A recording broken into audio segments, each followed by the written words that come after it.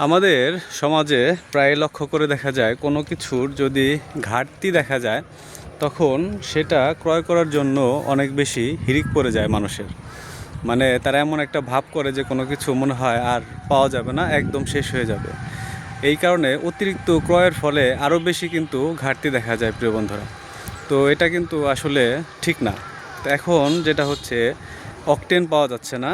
এখন মানুষ যেটা করছে সেটা হচ্ছে সে যার যার মতো যত খুশি যে যতটুকু পারে যার যার মতো অকটেন ক্রয় করা শুরু করছে। মানে এমন একটা ভাব যে এটার কোনো দিনও পাওয়া যাবে না, একদম শেষ হয়ে যাচ্ছে।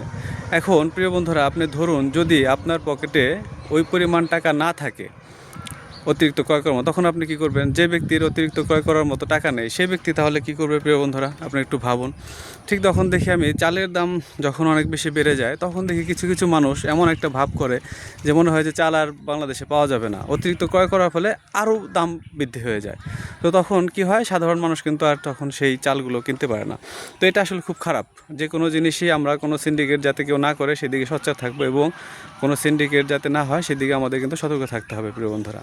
তো যারা এই কাজগুলো করেন তারা অবশ্যই এই কাজগুলো থেকে বিরত থাকবেন। কারণ হচ্ছে আপনার পকেটে যখন টাকা থাকবে না তখনই কিন্তু কেবলমাত্র আপনি বুঝতে পারবেন যে টাকা না থাকার কষ্টটা কী।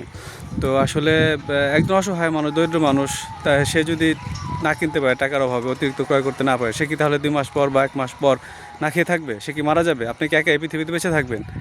এটা সরকার করতে হবে কেন? সরকার কর্তৃক যেমন এখন একটা নির্ধারিত করে দিয়েছে কি, বা পাম্প কর্তৃপক্ষ নির্ধারিত করে দিয়েছে 2 লিটারের বেশি তেল দেবেন। আরে ভাই, আপনার নিজের মনের মধ্যে থেকে কেন এই প্রশ্নটা আসে না যে আমি 2 লিটারের বেশি তেল ক্রয় করব না, বা আমি অতিরিক্ত ক্রয় করব না? দেখি সিন্ডিকেটাররা কী করে। এই যতক্ষণ না পর্যন্ত আমাদের নিজের মধ্যে এই সচেতনতা তৈরি না হবে, যতক্ষণ পর্যন্ত আমরা নিজেরা সচেতন না হতে পারবো, ততক্ষণ পর্যন্ত কিন্তু আমাদের কেউ সচেতন করতে পারবে না প্রিয় বন্ধুরা, একদম 100% শিওর।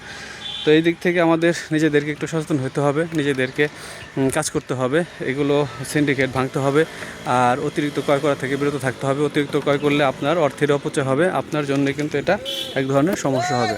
তো প্রিয় বন্ধুরা, অবশ্যই আপনারা চেষ্টা করবেন এই অতিরিক্ত ক্রয় করা থেকে নিজেকে বিরত রাখার জন্য, আর যাতে কোনো ধরনের সিন্ডিকেট না হয়, সাধারণ মানুষ যেন সব কিছু কিনতে পারে, সাধারণ মানুষ যেন ভালোভাবে বাঁচতে পারে, সেদিকে আপনারা অবশ্যই খেয়াল রাখবেন। আর যদি আমার এই ভিডিওটা আপনাদের ভালো লাগে অবশ্যই শেয়ার করে দেবেন। আমি সবসময় মানুষের কথা বলি, সাধারণ মানুষের কথা বলি, সবাই মিলেমিশে ভালো থাকতে চাই। এটাই আমাদের, এই পৃথিবীটা সবারই অধিকার রয়েছে।